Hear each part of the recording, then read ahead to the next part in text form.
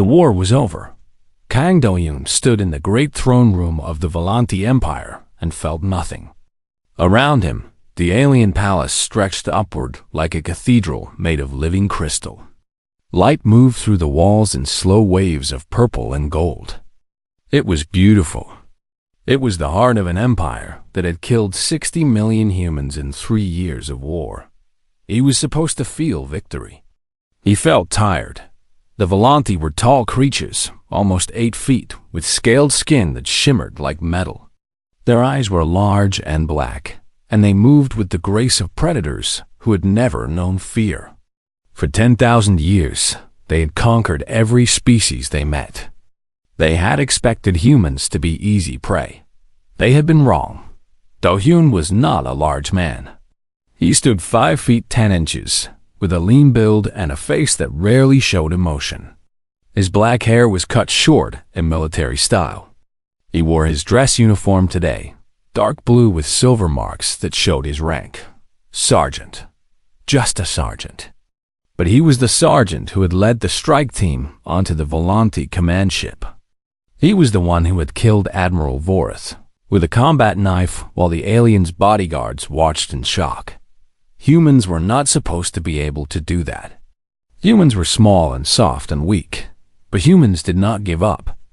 That was the thing the Volanti never understood. Now the war was over, and the Volanti had to pay tribute. It was their own ancient law.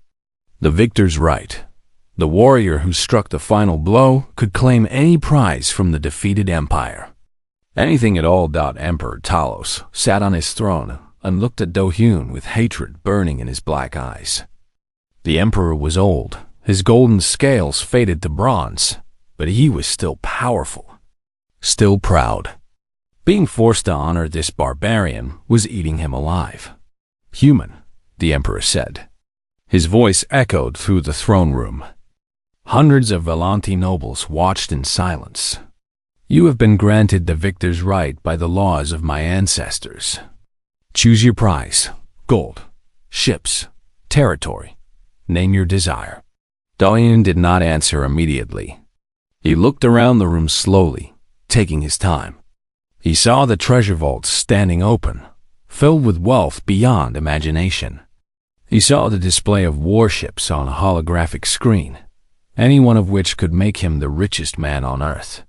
Then he looked at the line of princesses. There were 6 of them standing before the throne. The daughters of Emperor Talos.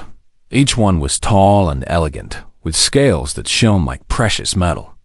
The eldest, Princess Sarah, stood at the front. Her scales were pure gold, bright as sunlight. She was considered the most beautiful female in the empire. She stood with her chin raised, already expecting to be chosen. The other princesses were nearly as beautiful. Silver scales, bronze scales, copper scales. All of them proud. All of them valuable. Do-hyun's eyes moved past them. In the shadows at the back of the throne room, almost hidden behind a pillar, stood a 7th figure. She wore a dark veil that covered most of her face and body. She stood with her shoulders hunched, like she was trying to disappear. Do-hyun walked toward her. The nobles began to whisper. Princess Sarah's perfect expression cracked with confusion. Emperor Talos leaned forward on his throne. Do-hyun stopped in front of the veiled figure. Up close, he could see that her scales were pale silver, almost white. Among the Volanti, this was considered a defect, a sign of weak blood. She was Princess Yura, the 7th daughter, born last and valued least. She looked up at him with large dark eyes filled with fear. Her, Do-hyun said. His voice was quiet but clear. The throne room exploded. Nobles shouted in outrage.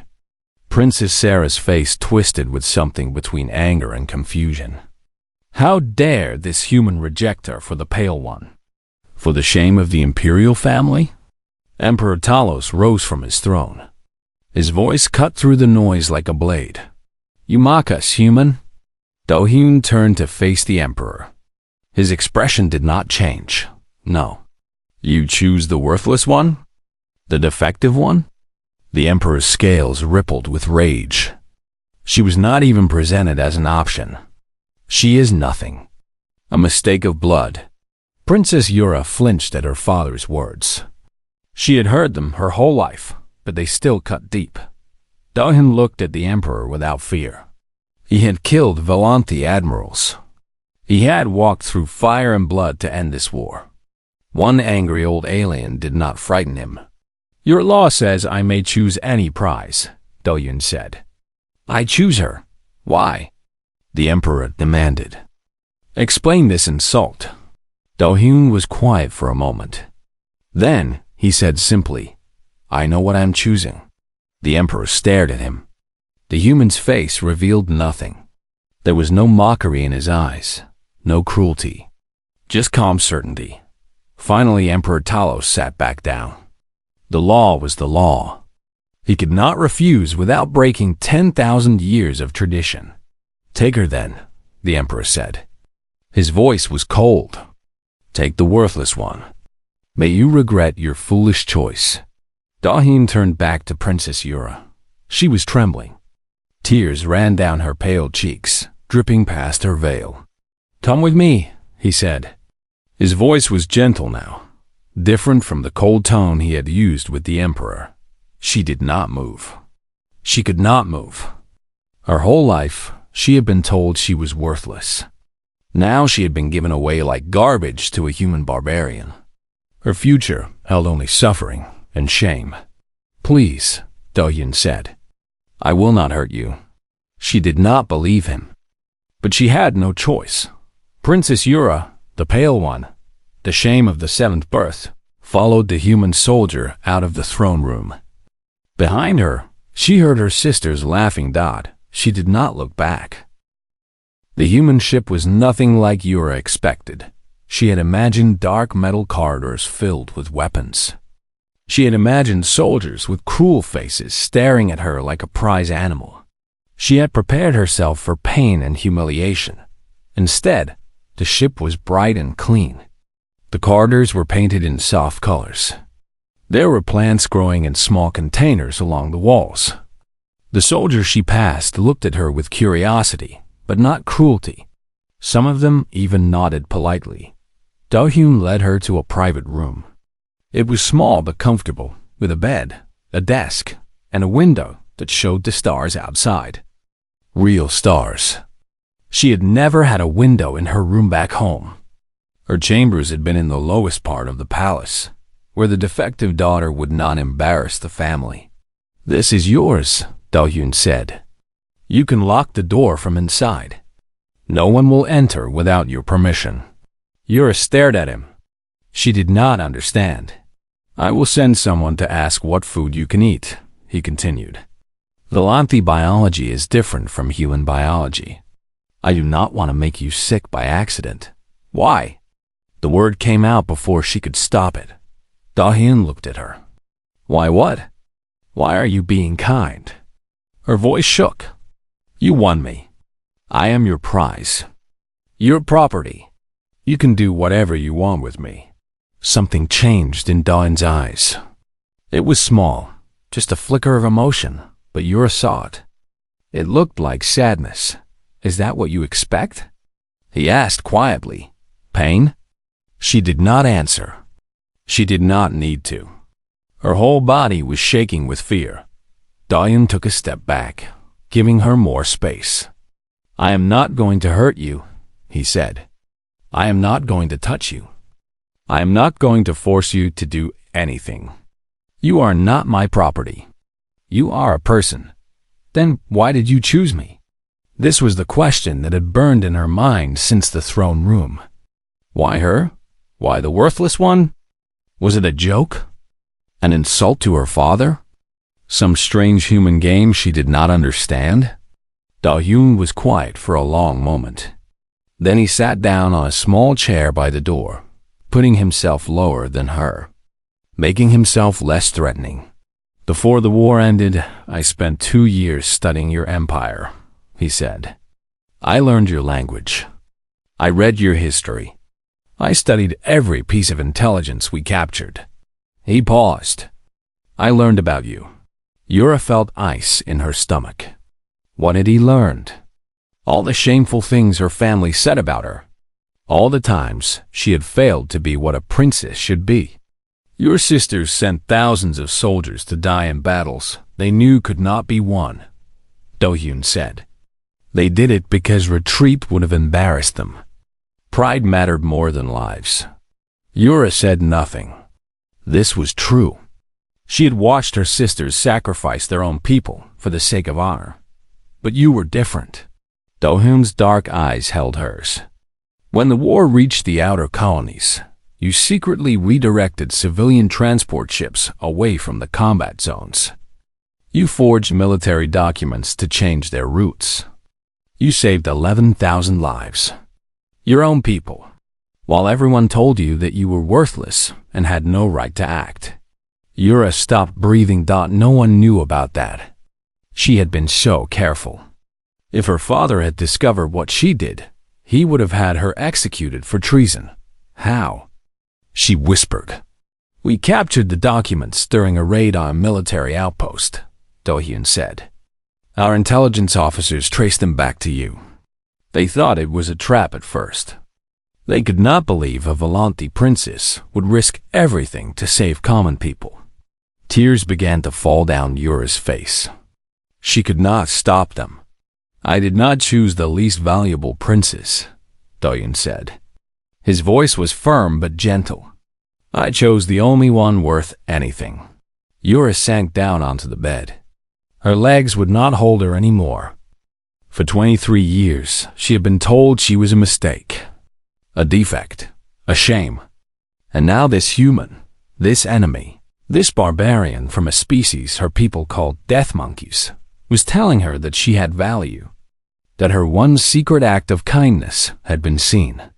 I do not understand humans, she said through her tears. Do-hyun smiled. It was a small smile, barely visible, but it changed his whole face. He looked younger, less like a killer. Most species do not, he said. That is why they keep losing to us. He stood up and moved to the door. Rest. Eat. The journey to Earth will take 3 weeks. No one will bother you. When you are ready to talk, I will be here. He left. The door closed softly behind him. Yura sat alone in her room, surrounded by stars, and cried until she had no tears left. But for the first time in her life, they were not tears of shame. Outside the room, Captain Yoon Jisoo was waiting. She was a tall woman with sharp features and sharper eyes. She had known Do-hyun since basic training. She had watched him become the most dangerous soldier in the human fleet. She had never seen him look at anyone the way he looked at the pale alien princess. You are playing a dangerous game, Jisoo said quietly. Do-hyun did not answer. The brass wanted you to choose the golden one. Princess Sarah, a political marriage to strengthen the alliance. They are going to be furious. Let them be furious. Jisoo studied her friend. His face was blank again, the walls back up. But she knew him too well. You care about her, Jisoo said. Already. After one conversation, why? Do-hyun started walking down the corridor. Jisoo fell into step beside him. Because someone should have cared about her a long time ago, he said. And no one did. Jisoo had no answer for that. She just walked beside him in silence, wondering what her strange, quiet friend had gotten them all into. Earth was chaos. Yura had expected something like the Volanti, homeworld. Clean, ordered, silent. A place where everyone knew their rank and stayed in it. Instead, she found a planet of screaming colors and constant noise. People filled the streets in crowds that would have caused riots back home. They shouted and laughed and argued in the open, with no concern for status or dignity. Street vendors sold food that smelled strange and wonderful. Music played from windows and vehicles and tiny devices people carried in their pockets. And the people.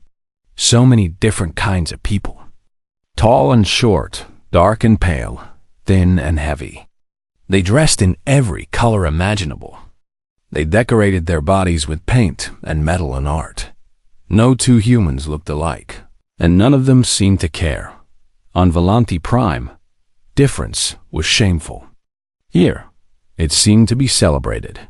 Yura walked through the streets of New Seoul with Do-yoon beside her, and for the first time in her life, no one stared at her with disgust. Some humans looked at her with curiosity. A few children pointed excitedly at the tall alien lady with the pretty silver skin. One old woman selling flowers smiled and gave her a free rose. "They do not hate me," Yura said. She could not keep the wonder out of her voice. "Why would they hate you?" Do-yoon asked. "I am Volanti. We killed millions of your people. You did not kill anyone." Do-yoon shrugged. Humans are good at separating people from politics, mostly. Yura looked down at the rose in her hand. Its petals were soft and red, like nothing that grew on her world. She did not understand these humans, but she was beginning to want to. Over the next months, she studied them the way she had once studied ancient texts. She read their history and found a species that had spent most of its existence trying to destroy itself. Wars and famines and plagues and cruelty beyond imagination. And yet they had survived. They had built cities from ashes. They had reached the stars. She read their philosophy and found ideas that would have been heresy on her world. The belief that all people have value.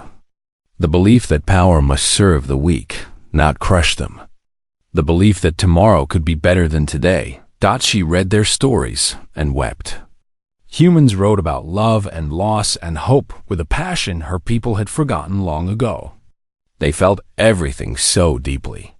It was beautiful and terrifying. She began to understand why her people had lost the war.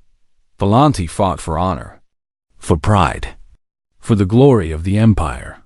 Humans fought for each other. A soldier would throw himself on a bomb to save his friends. A pilot would crash her ship into an enemy to protect civilians she had never met. A sergeant with a knife would charge an alien admiral twice his size because his people needed him to. Love made humans dangerous. The Volanti had never understood this. 3 months after arriving on Earth, Yura attended her first diplomatic reception. The human coalition wanted to show that peace was possible. They wanted the former enemies to learn to work together. Yura wore a simple silver dress that matched her scales. Do-hyun stood beside her in his military uniform. He looked uncomfortable. He preferred battlefields to ballrooms. The reception was going well until Ambassador Vector arrived. Vector was a Volanti noble, sent to represent the Empire on Earth. He was tall and proud, with bronze scales and cruel eyes. He had opposed the peace treaty. He hated humans, and he despised Yura. "Ah, the human's pale pet," Vector said loudly as he approached. His voice carried across the room. Conversation stopped. People turned to watch. "How pleasant to see you performing your duties. Tell me, does your master keep you in a cage, or do you sleep on the floor beside his bed?" Do-hyun's hand moved toward his sidearm. Yura stopped him with a gentle touch on his arm. "Allow me," she whispered. Then she turned to face Vector and began to speak in formal High Volanti, the ancient court language, the language of official challenges. "Ambassador Vector of House Tarim," she said. Her voice was clear and cold. "I acknowledge your greeting and offer one in return. I am Princess Yura of House Imperial, 7th daughter of Emperor Talos, and I name you incompetent." The Volanti nobles in the room gasped. This was not small talk. This was a formal accusation. "You were given command of the Karath sector 3 years ago," Yura continued. "You lost 14 ships in 6 months through poor decisions. You ignored intelligence reports. You dismissed advice from your own officers. You retreated from battles you could have won because you were afraid to risk your personal comfort." Vector's face twisted with rage. "How dare you, you worthless! I am not finished." Yura's voice cut through his like a blade. You were removed from command after the Battle of South Prime, where your cowardice cost us the system. The official record was sealed to protect your family's honor. But I have read it. All of it. The room was silent. Even Doyen was staring at her with surprise. You call me worthless, Yura said. But I have never lost a fleet. I have never cost my people a war. I have never hidden behind sealed records to cover my failures. Between the two of us, Ambassador, I know who the true failure is. She paused, then delivered the final blow in perfect formal language. I suggest you return to the homeworld before you embarrass yourself further. The Emperor has enough problems without your incompetence adding to them. Ambassador Vector stood frozen. His mouth opened and closed like a dying fish. In formal Valanti tradition, he had two choices: accept the shame or challenge her to a duel.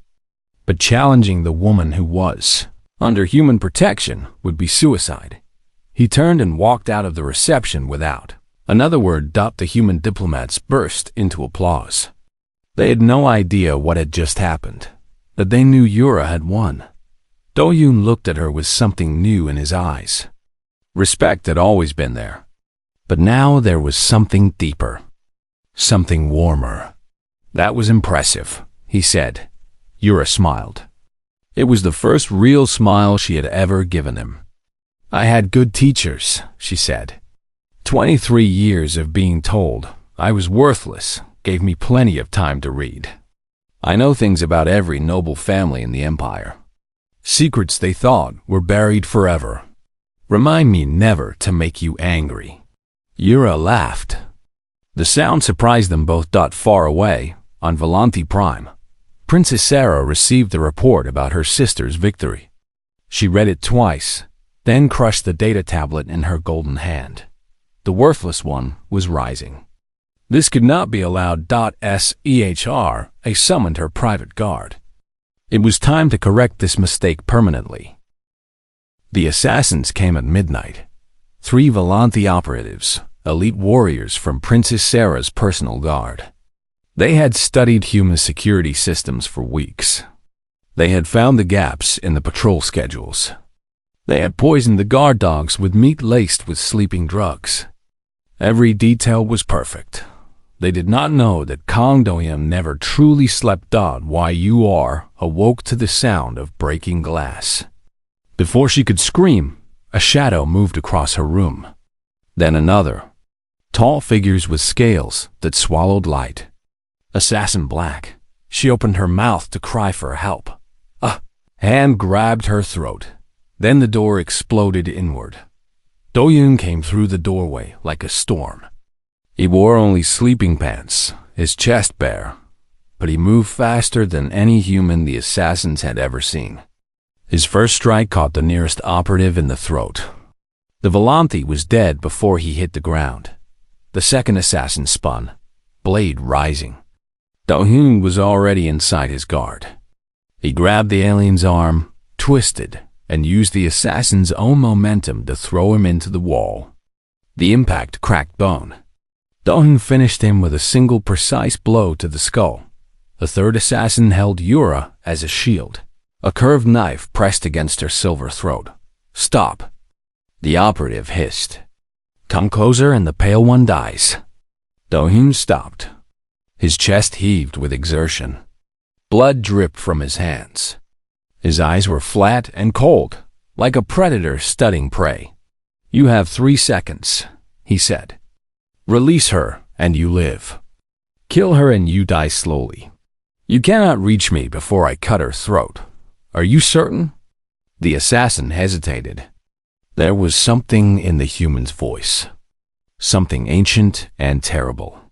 This was not a soldier making threats. This was a killer making promises. Yura felt the knife tremble against her throat. The operative was afraid. Good dodge, she acted without thinking.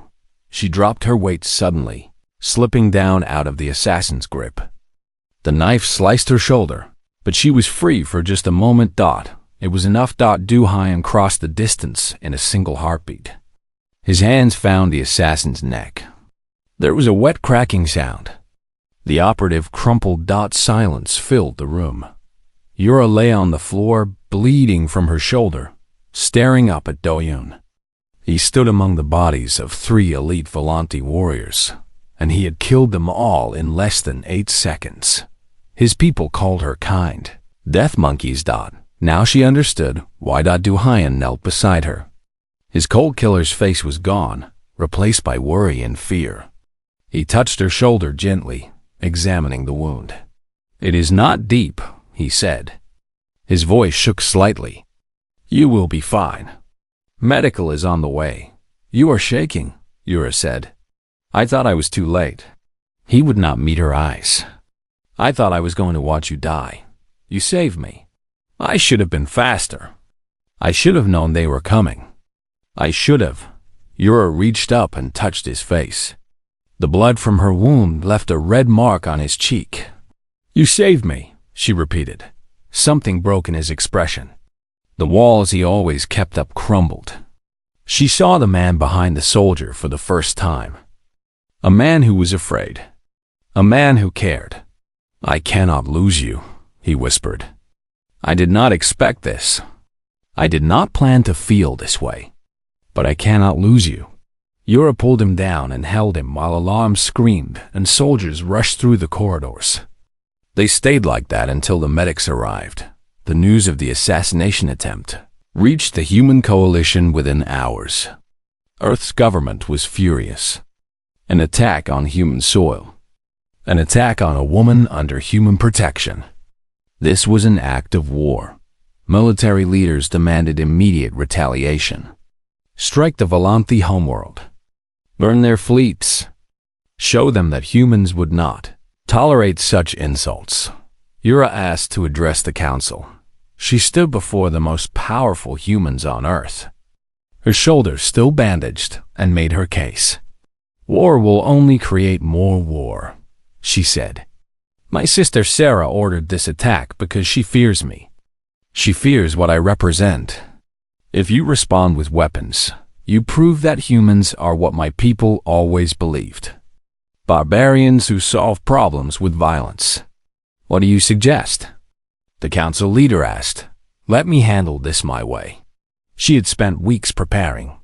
She had collected evidence. She had found witnesses. She had documented every step of her sister's conspiracy. Now, she released it all. She used the ancient Volanti tradition of honor revelation. A public accusation with undeniable proof. The evidence went to every noble house in the empire. Every news system. Every ally and enemy the Volanti had ever known. Princess Sarah's plot was exposed for all the galaxy to see. She had ordered the murder of her own sister.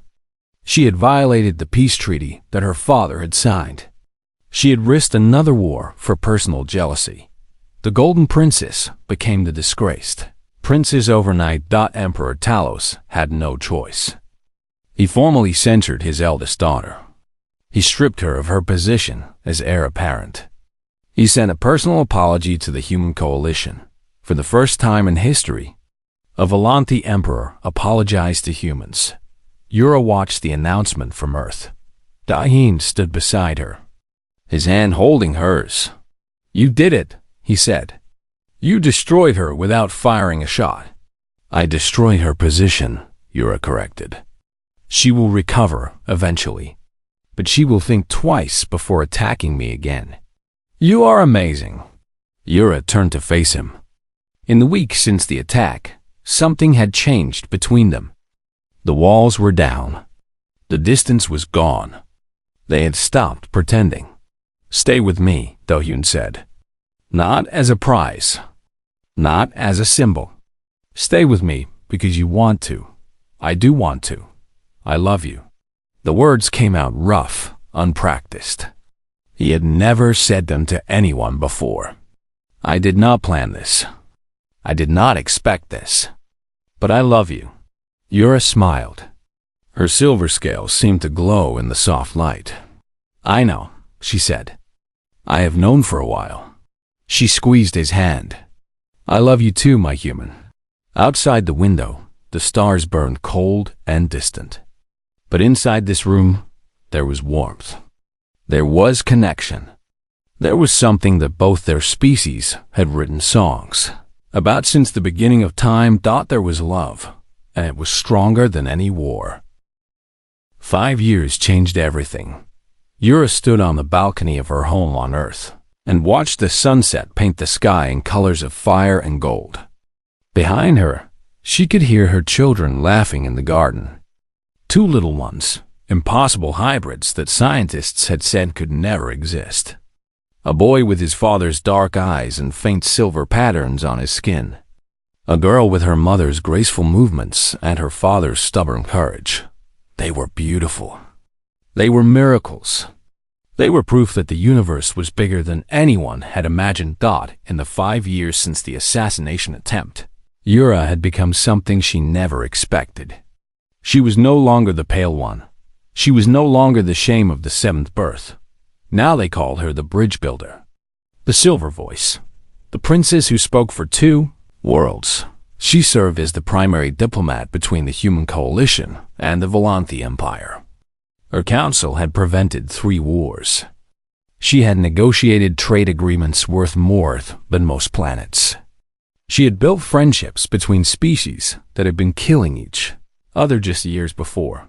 And she had done it all without armies, without threats, with nothing but words and patience and the strange power that humans called empathy. Now, she faced her greatest challenge, yet Emperor Talos was dying. The old ruler had grown weaker over the years. His golden scales had faded to gray. His powerful voice had become a whisper. The doctors said he had weeks, perhaps days. And when he died, the succession war would begin. Volanthi tradition demanded that the strongest heir take the throne. This usually meant the heirs would fight and scheme and murder until only one remained. The last succession war had killed millions. I would not let that happen again. She traveled to the Volanthi homeworld alone. Well, not entirely alone. Doyen came with her, of course. He always did. But she left him at the ship. This conversation had to happen between sisters. Princess Sarah waited in her chambers. 5 years of disgrace had changed her. The golden princess who had once strutted through court was gone.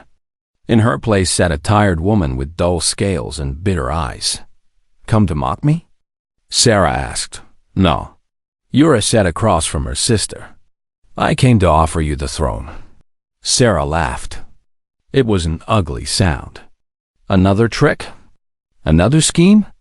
You have already destroyed me once, sister. What more do you want?" "I want peace." "There will never be peace. When father dies, the succession war begins. You know this. Our brothers and cousins will tear the empire apart fighting for the crown, unless someone takes the throne with enough support to make fighting pointless." Sarah stared at her. "You cannot mean yourself. The pale one on the throne? The nobles would revolt within a day. Not me." Yura leaned forward. "You." Silence filled the chamber. "I have spent 5 years building alliances," Yura continued. "I have connections with every noble house in the empire. I have friends in the military. I have trade agreements that make the major families dependent on my goodwill. If I support a candidate, that candidate wins. Why would you support me? I tried to kill you. Because you are the eldest. Because you have the strongest claim. And because you can learn from your mistakes." Yura's eyes were steady. "I have watched you these 5 years. You have changed. Disgrace has taught you humility. Failure has taught you wisdom. You are not the same woman who sent assassins to murder me." Sarah was quiet for a long moment. Then, slowly, she said, "What do you want in return?" "Reform." Yura pulled out a data tablet. "An end to genetic discrimination. Rights for the lower castes. Protection for the common people. The Volanthi must change, or we will fade into history while species like the humans rise. The nobles will never accept this. They will if you present it correctly. These reforms will make the empire stronger. They will create new soldiers, new workers, new thinkers. The nobles care about power. Show them that these changes will increase their power, and they will accept them. Sarah read the tablet. Her expression shifted as she worked through the implications. Despite her failures, she was not stupid. She understood politics. This would work, she admitted. But why help me? After everything I did? Yura smiled softly. Someone once chose me when I had no value. He saw worth in me when everyone else saw garbage. That choice changed my life. She reached out and touched her sister's hand. I learned that worth is not something you are born with. It is something you build. You can build it too, Sarah, if you choose to. Tears fell down Sarah's golden cheeks. She had not cried since she was a child. I am sorry, she whispered. For everything, I know. The coronation happened 3 weeks later, after Emperor Talos passed quietly in his sleep. Princess Sarah took the throne with Yura's full support. The succession war that everyone expected never came. Queen Sarah's first act was to announce the reforms her sister had designed. The empire began to change. Yura returned to Earth with her family. She had done what she could. The rest was up to her people. General Yoon Jisoo came to visit them on a warm spring afternoon. She was older now, with silver in her hair and more medals on her uniform than she knew what to do with. But she was still the same sharp-eyed woman who had watched Da-Hyun choose an unlikely princess all those years ago. She found Da-Hyun in the garden, playing with his children while Yura watched from the shade of a tree. Look at you, Jisoo said. The deadliest soldier I ever knew, making flower crowns with toddlers. Do-Hyun smiled. He smiled a lot these days. People change, do they? Jisoo sat beside him. Did you know? Back then, when you chose her, did you know it would all turn out like this? Do-Hyun watched his daughter place a crown of yellow flowers on Yura's silver head. His wife laughed and pretended to be a queen, making their children giggle. No, he admitted. I just knew she deserved a chance. I knew she had worth that no one else could see. The rest, he shrugged. The rest we built together. Jisoo shook her head slowly. You humans, she said, imitating Volanti accent. Then she laughed. We humans, we are crazy, you know that?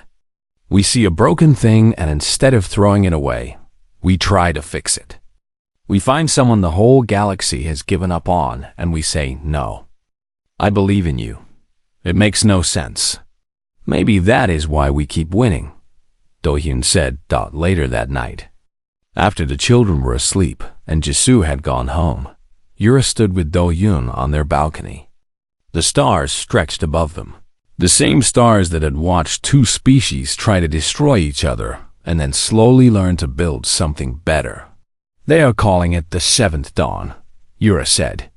The historians, The moment when everything changed. When the forgotten daughter became the bridge between worlds. Do you like that? Being remembered? Yura considered the question. I like that something good came from all the pain. I like that our children will grow up in a galaxy that is a little bit kinder than the one we were born into. She leaned into him. But mostly I like being here. With you. Building our strange, impossible life.